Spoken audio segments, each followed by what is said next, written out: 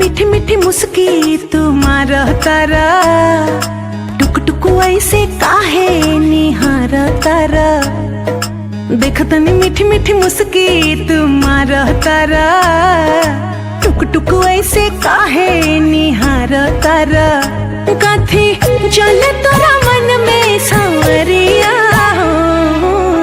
हटे हटावले ना हटे नजरिया हो, जनमा रे जान हो मधुन कलर सरिया।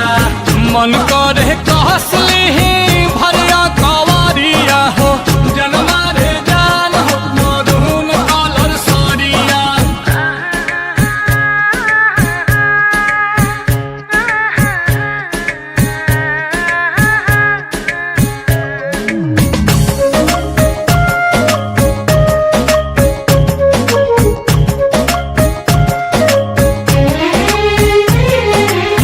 बिजली टूठा हो तारू दिलवा प हमारा हो, अपन डोलाई के कमरिया। हवने ना तोहर लुटेरा, निरखेला कमर के घेरा।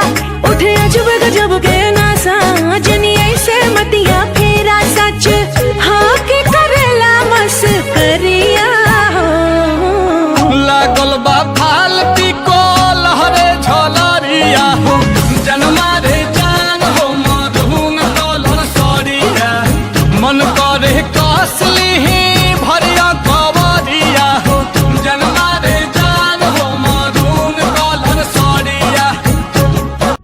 सो हेलो गाइस, आप लोग का वीडियो कैसा लगा? आई होप कि आप सबको वीडियो अच्छा लगा होगा। अच्छा लगा है तो लाइक करें, कमेंट करें, शेयर करें। और हाँ, यूट्यूब से देख रहे हैं तो चैनल को भी सब्सक्राइब कर लें। फिर मिलें किसी नए वीडियो के साथ, तब तक के लिए बाय।